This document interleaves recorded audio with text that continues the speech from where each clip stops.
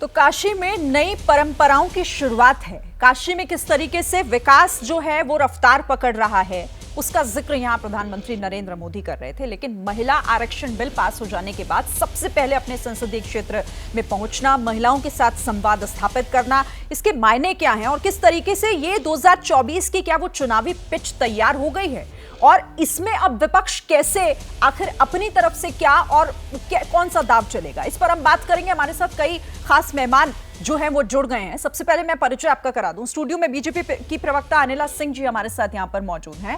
कांग्रेस के प्रवक्ता संजीव सिंह को इस वक्त आप देख रहे हैं। मनोज सिंह काका समाजवादी पार्टी के प्रवक्ता हमारे साथ जुड़ गए हैं और स्टूडियो में ही वरिष्ठ पत्रकार अकुश श्रीवास्तव जी भी हमारे साथ बने हुए हैं। आप सबका बहुत बहुत स्वागत है। लेकिन शुरुआत सबसे पहले मैं मनोज काका जी आपके पास आते हुए, क्योंकि जिस तरीके से देखिए आज प्रधानमंत्री नरेंद्र मोदी पहुंचे बनारस, काशी में उन्होंने बहुत सारी बातें कही, लेकिन महिला आरक्षण बिल को लेकर जो उन्होंने कहा वो ये कि देखिए रोकने वाले तो रोकते रह गए, लेकिन हम ही हैं जिन्होंने वो सपना साकार किया, वो बिल लेकर आए जिसका इंतजार महिलाएं कर रही थी। और ये जो रोकने वाली बात उन्होंने कही है ना, जो बाधाएं कौन कौन बन रहा था, वो सीधा निशाना आप पर ही था। आप समझ रहे होंगे क्योंकि जिक्र 2010 का था।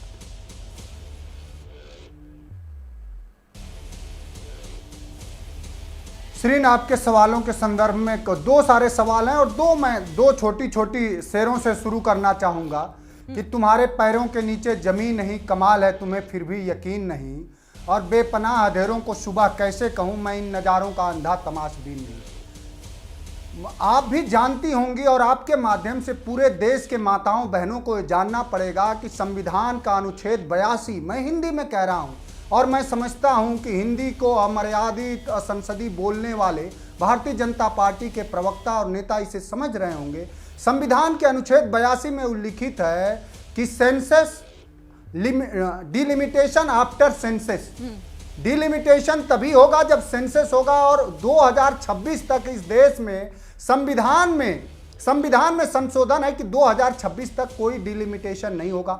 और अब जनगणना कब होगी, आप भी जान रहे हैं कि 2021 में जनगणना करानी थी, लेकिन दुर्भाग्य से भारतीय जनता पार्टी जातिगत जनगणना के चूंकि पक्ष में नहीं है। वो जानती है कि जातिगत जनगणना हो जाएगा तो दलितों, पिछड़ों, आदिवासी समाज का जो हजारों सालों से भारतीय जनता पार्टी के अंदर जो एक सामंती व्यवहार है, जो उनका शोषण कर रहा है, उनके शोषण की कलई खुल जाएगी। तो 2031 में अब होगी जनगणना, उसके बाद होगा डिलिमिटेशन, तब जाके ये बिल के मायने निकल पाएंगे और तब ये हो पाएगा। जिस बनारस में मोदी जी गए हैं उनका संसदीय क्षेत्र है, स्वागत होना चाहिए। लेकिन मैं उसी बनारस का हूं, मैं तो वहीं का रहने वाला हूं और वहां के दुख पीड़ा को रोज भोगता हूं।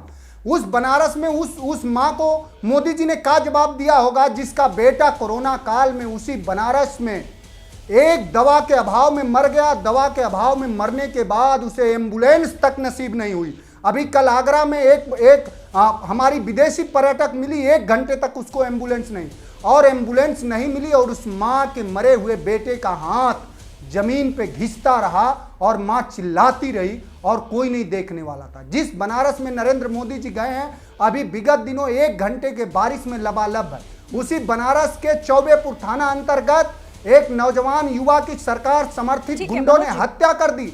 और मोदी जी आपके संसदीय क्षेत्र, मैं खत्म कर रहा हूं सिर्फ 1 सेकेंड, बोलिए। मोदी जी आपके संसदीय क्षेत्र का एसएचओ उस नौजवान के परिवार को न्याय देने के बजाय उन सामंती गुंडों का साथ दे रहा।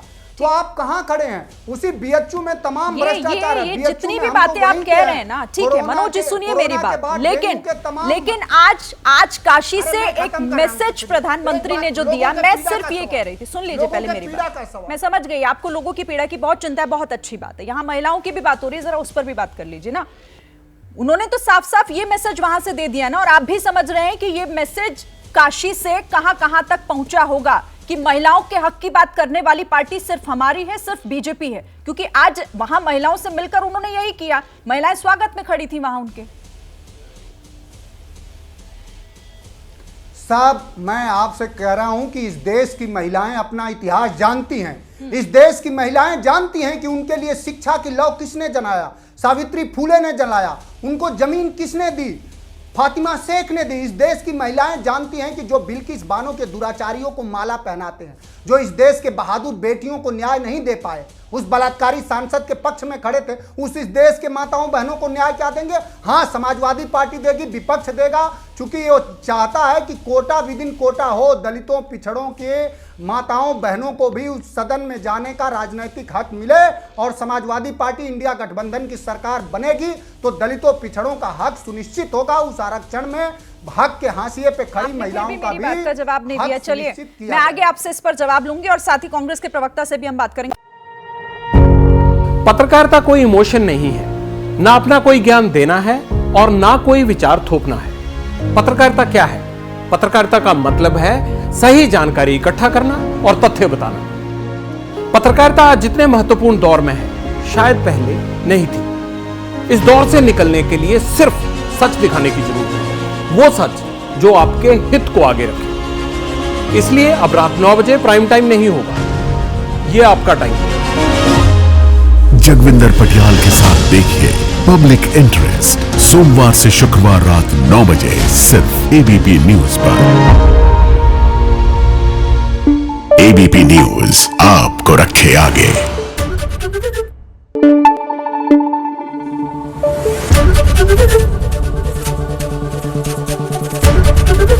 एबीपी न्यूज आपको रखे आगे।